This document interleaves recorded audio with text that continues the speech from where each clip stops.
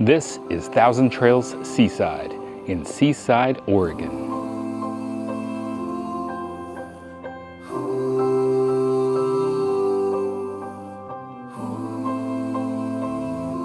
I'd rather be with you than someone I don't know. Now it's like we're living in two separate worlds. Come back to me, say that you won't go. I can't cope without you and I wanna hold you close. Say that you won't go. Say that you won't go. Say that you won't go. Say that you won't go.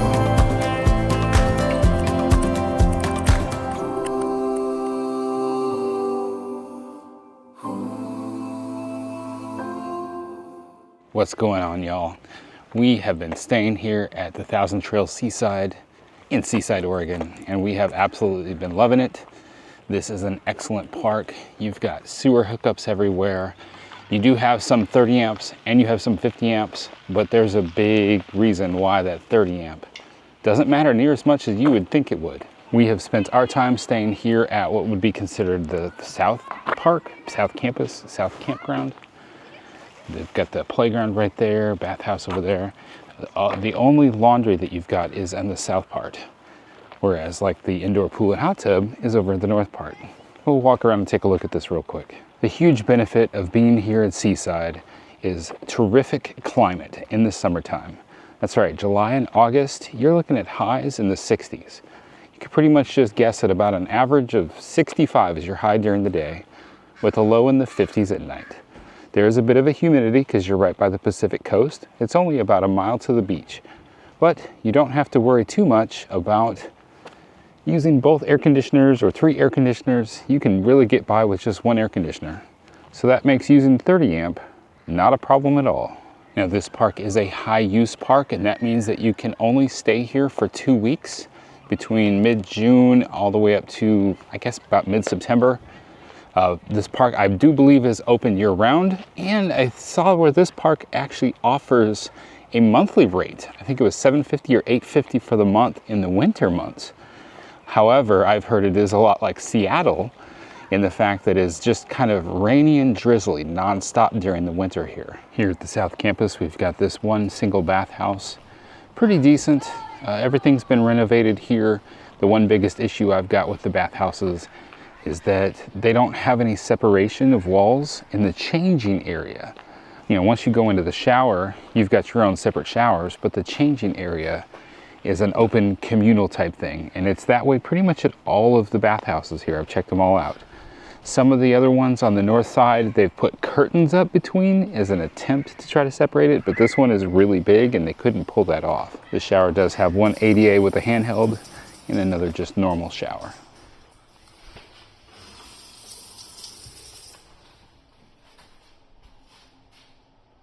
And then this is the only laundry room. The building itself is looking pretty rough. I hope that they take care of the exterior pretty soon, but it's a good sized building on the inside.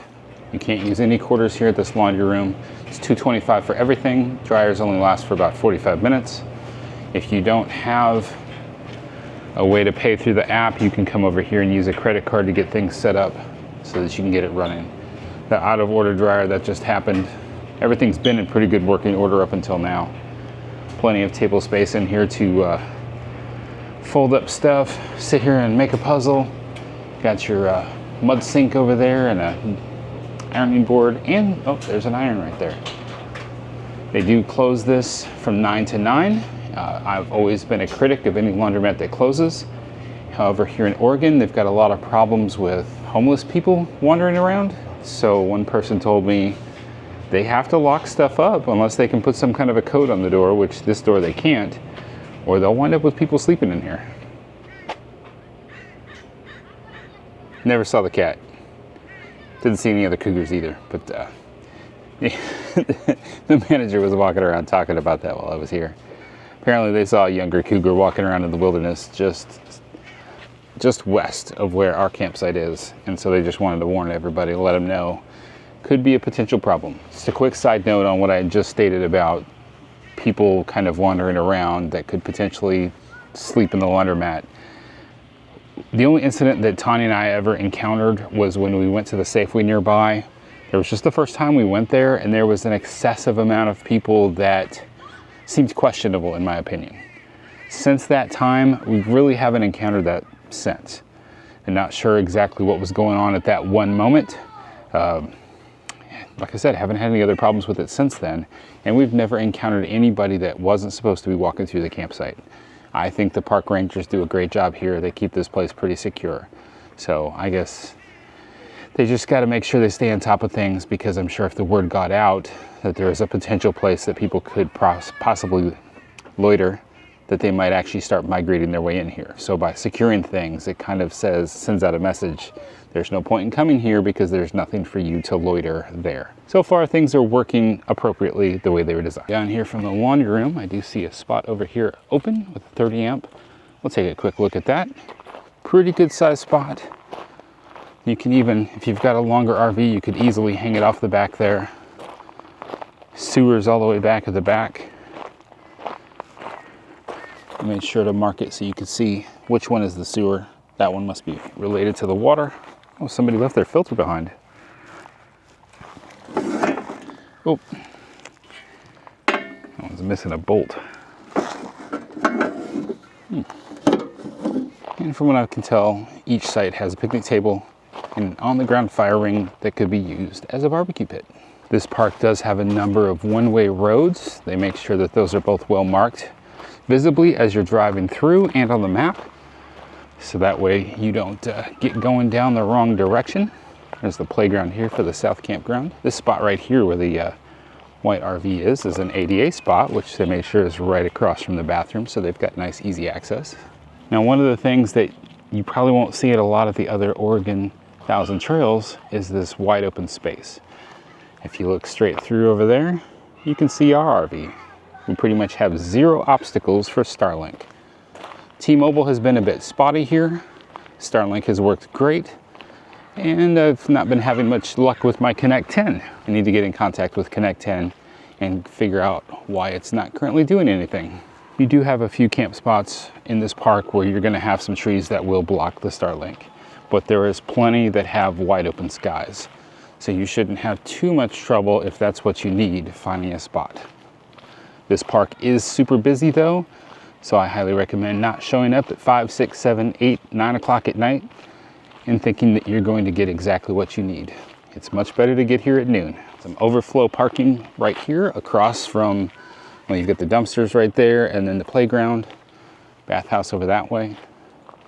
There's another camping loop that goes back here through the trees, but I'm going to go show you the smaller dog park. And here's some sites that have got more tree coverage.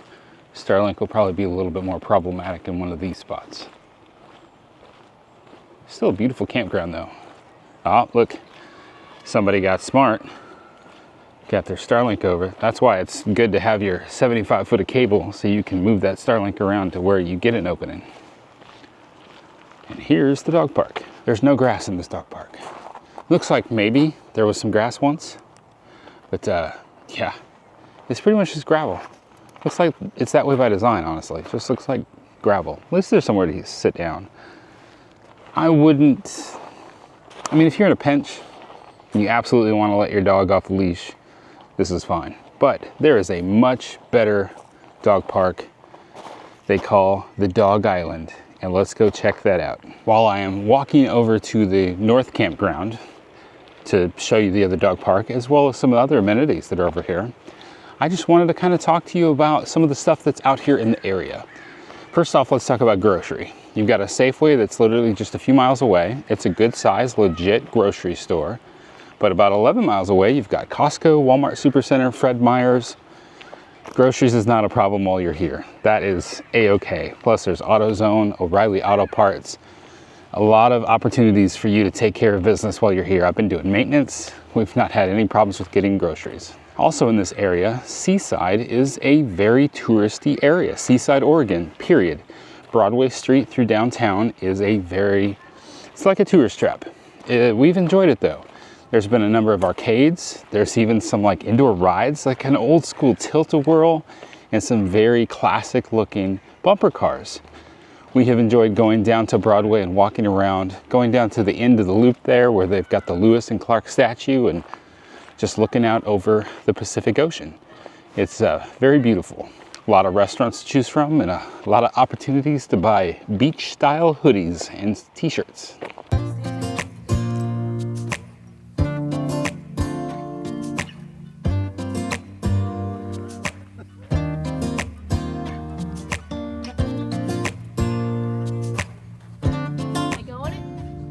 You can walk down in it if you want to.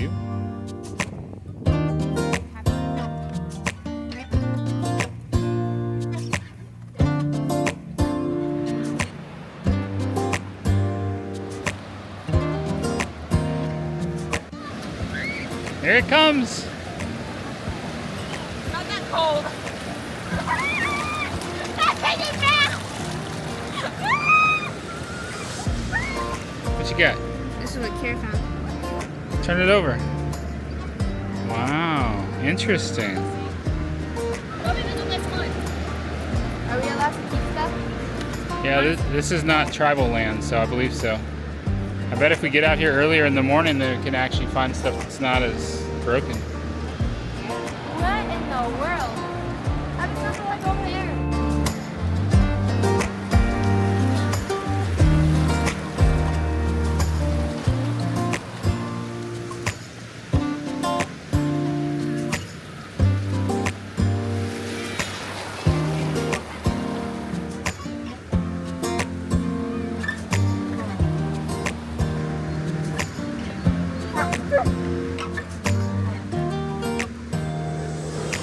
Oh, ye who likes to be a minimalist, you want to keep all these broken ones.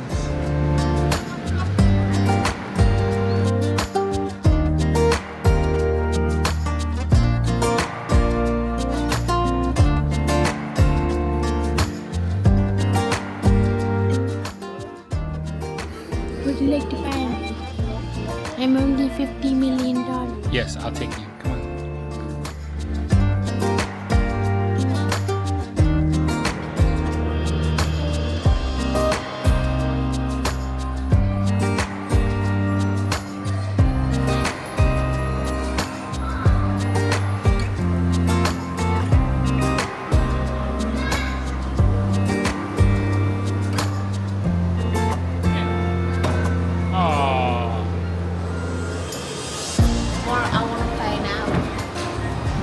Let me go see what it cost me to play the cheapest.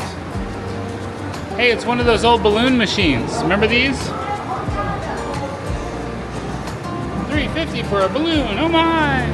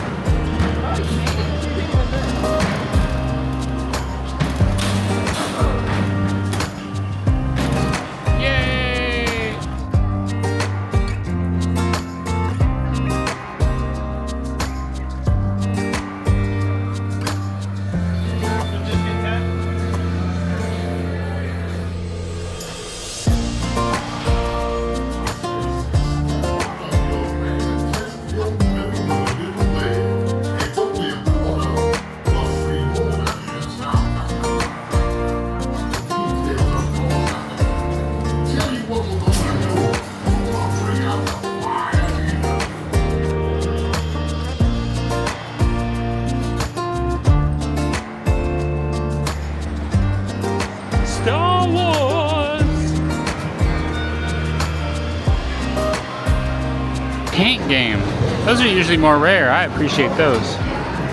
Drive around in some tanks. Oh yeah. I love me some pinball.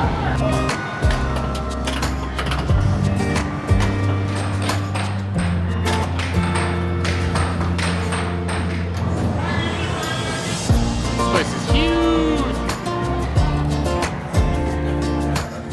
That was a good arcade.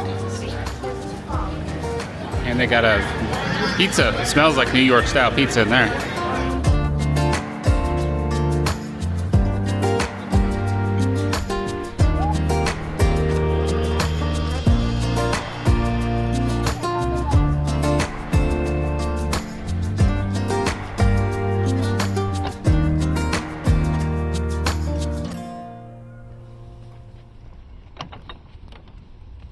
We're over in this camping loop right here, which is completely wide open.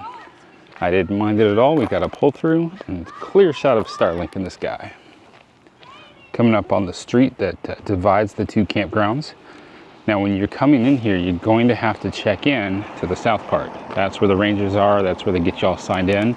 And if you're gonna go look for a spot in the north, you're gonna loop around in there, come through and head through this gate over here, which they'll give you a gate code to get through. This is an actual city street. There are homes that are back there, so make sure to talk to your kids about proper crossing of the streets. It's a nice scenic drive over here. It's a good bit of a walk. I get about 1,600 steps walking from our RV to the pool and hot tub. Now while you're here and you want to do touristy things and you're looking for some big ticket items, Lewis and Clark National Park is nearby, but also Cannon Beach. Cannon Beach was probably one of the big deals for us, to go out and see Haystack Rock out there on the beach.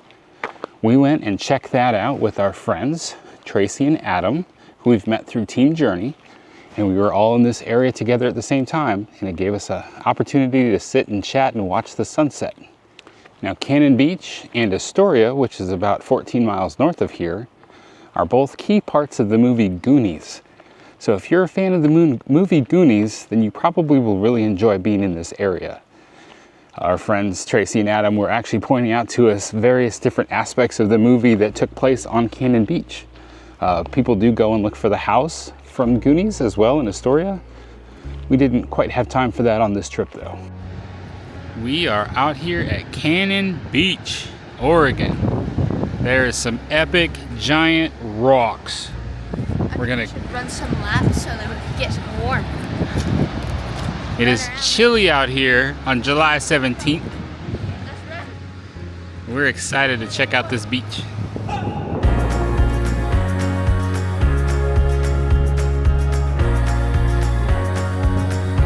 You see people on e-bikes riding down here. This is so epic. Looks like somebody built an epic campfire out here. Look at those rocks. This is the Colemans. We know them from Team Journey. We're out here to hang out.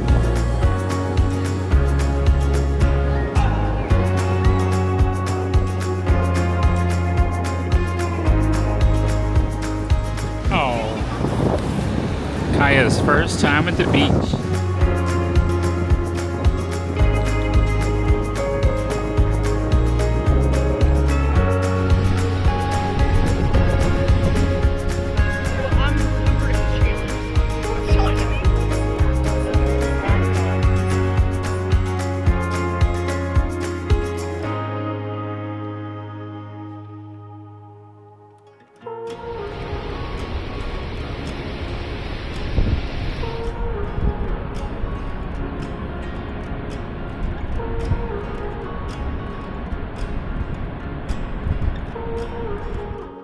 I just love the forest in here.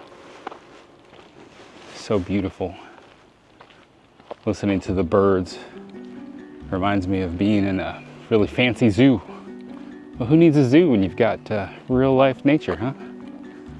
This campground is less than a mile off Highway 101, which is a very popular highway that people love to cruise up and down on the Pacific Northwest. One of the things that this campground then has to offer people is a place to tent camp. We have seen a lot of people that are just stopping by for the night to tent camp with their motorcycles, vans, cars, trucks, whatever. This place has a lot of tent campers. While you're walking down this way, they've got this little stop here. Reminds me of a bus stop or something. Not really certain why it's here. And right across from it over here is the nature trail. I have loved this nature trail, and we have come up with a little nickname for it called the Garden of the Guardians. And I want to take you for a walk through there.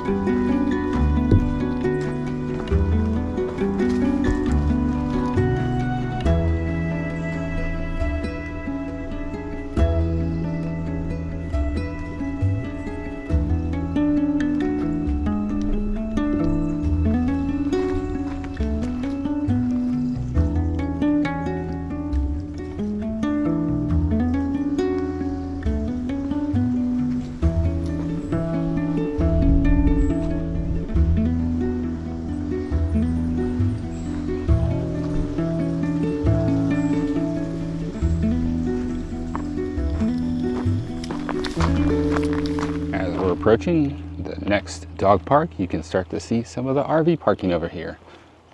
Not 100% of these have 50 amp. I'd have to show you the map to show you where the 30 amp ones are still located. But the majority of this side is 50 amp. And the great thing is they all have sewer hookups. Getting over here by the activity center, the pool, we've got some dumpsters and recycling, which I always appreciate any campground that's willing to pursue getting recycling going. There's a whole row of tent camping back here. Right now it's not too busy. I can count at least 3 tents at the moment. But on the weekends, this place is packed. But over this way is Dog Island. Currently, the gate is not functioning properly. Hopefully somebody will get that fixed up here shortly. It doesn't currently stay closed at the moment. And I haven't really seen too many people out here using Dog Island either, which is too bad because this thing is an absolute gem for letting your dog off the leash. That's why I really hope that they get that gate fixed up here pretty soon. There's been a lot of dogs at this campground, period. So I think that they would appreciate being able to bring their dog over here off the leash. Got a couple of benches, picnic table, and there's some access for your dogs to get down in the water right here. Just be forewarned. Daisy came out of this water looking pretty filthy. So there's been some ducks and various other cool looking birds over here looking for fish to eat. Let's go take a look at all the activity stuff this park has to offer. Now our girls got really involved here for a quick few days. They really enjoyed hanging out with friends. Unfortunately, there was a couple of unruly boys that started causing some issues while we were here. And I stepped in twice. The first time was Kira was worried they were going to be breaking stuff in the activity center. I went in there and sat with them for a while and tried to not ruin their fun, just try to hone their fun to be something a little bit more constructive and fun rather than we're going to steal the remote controls and go outside, run around and break them. The second time though, we were worried about these boys. There was a community campfire. This was officially organized by Thousand Trails. Community campfire is right amongst all the activities like the playground, volleyball, the gaga ball. And we're sitting there, we're waiting for the fire to get kicked off. There's a couple of families coming around. And these two boys are over there playing volleyball with the two girls. And they're exhibiting loud behavior, very loud, which then goes into curse words, right? And Tanya and I are just kind of rolling our eyes like, who's teaching these boys to curse? Drives us crazy. But I let it go because I know I can't control the world, right? You watching this, you may let your kids curse. That's on you. When the one boy, I don't know which one, decided to get absolutely lewd in a very, we're not talking bad words now, we're talking more like XXX kind of talk. Really loud in front of his sister that happens to be 9 and my daughter that happens to be 10. I was done. I don't even remember exactly what he said. I don't remember what I said, but I was mad. And that's when I began yelling at him. They straightened up real quick. That was kind of the end of that. But conversations around the fire pit led us to actually having a conversation with his adoptive mother. And corrective actions were taken as she's been working with him for a few years now to become a better person. So that was a little bit of a damper because then what happened from there is our girls became less and less interested in coming outside to hang out. So the actions of a couple kids can just kind of curtail everybody else's fun camping experience. So that was kind of a bummer. So I guess they've added these porta potties specifically for the tent camping, which makes sense since it gets very busy. Over here we've got 2 horseshoe pits. There's a basketball and I can see all the horseshoes hanging up on the fence. I can see at least 7 basketballs over there. Got 1 tennis court here and then 4 pickleball courts. And they've got bins with everything that you need to be able to play these games. Here we go, the indoor pool and hot tub. Not sure if you can hear it at the moment, but it's noisy. This has been very active. I believe the pool is heated. Hot tub is heated very well. It's all inside of like a glass atrium kind of structure with ventilation on the top, which is why you can hear them outside. I'm not going to film in there right now because it's so busy. I've been looking for an opportunity to get in there and film when there's nobody in there, and that's rare because this is a popular pool. We can go look at the activity side of it. There's like 11 people in the hot tub right now. My goodness. Not sure what the construction project is going on here.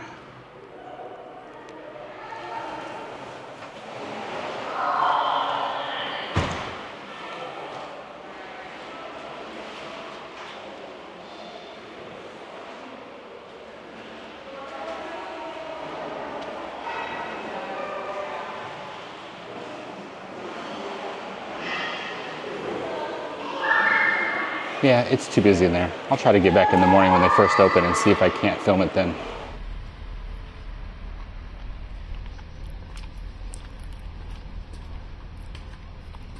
Over here we got a playground with some swings and a nice sandbox. Back here is overflow parking.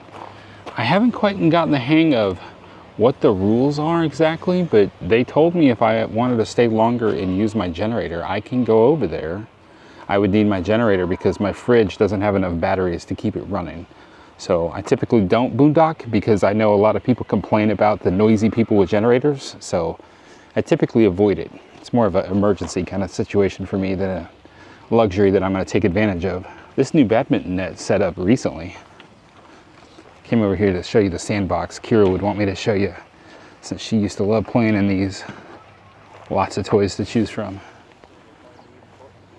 Pretty good play area.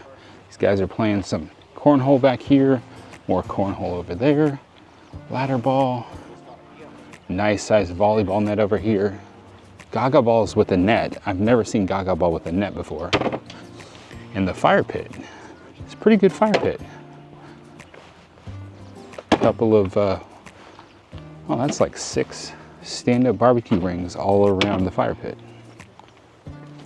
And then you've got some storage back here as well, that you can see where people are set up tent camping back here. The assistant manager here has been trying to get a lot more activities going, and every Saturday morning they have market days. Our girls have been up here selling bracelets and hot pan holders every Saturday that they've been here.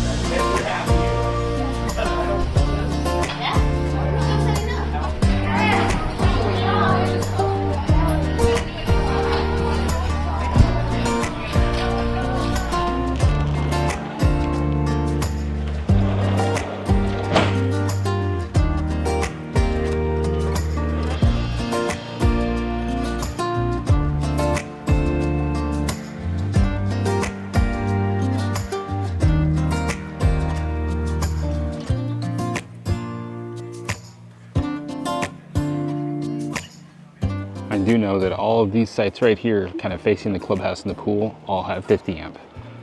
Might be a little bit tight backing in between the bushes though. It's cute.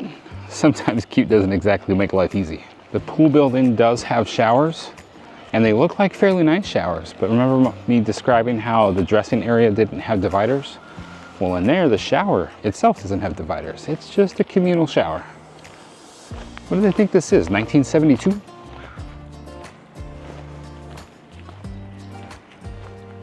You can see here center screen, there's a wrong way sign to let you know that this is a one-way street. Like I said, they're pretty well marked here.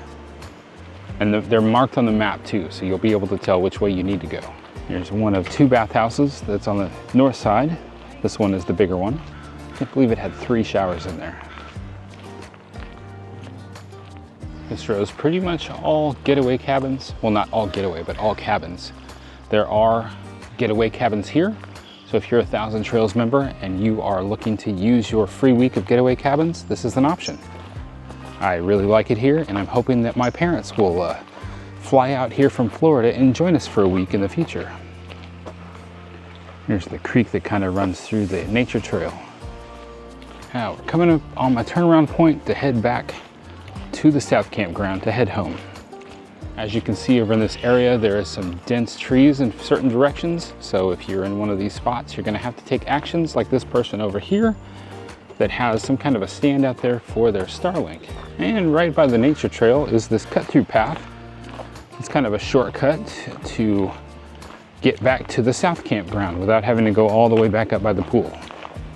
And right here is the entrance for the trail. This is an epic trail.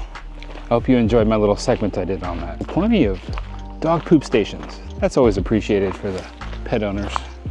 This meadow right here has been one of Tanya's favorite things about this campground. She just loves to look at it and she loves to walk through it. Well, I think I'll end the video as I walk this trail back to our RV at the South Campground. I hope that you found this information useful.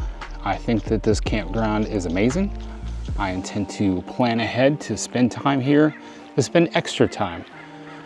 If you're a 1,000 Trails member, you've got your various different levels. We have the adventure membership, and that affords us the ability to pay $99 extra to buy a third week. So we stay for 2 weeks for free, and then 2 times a year at a high use park, we can pay $99 and get a third week.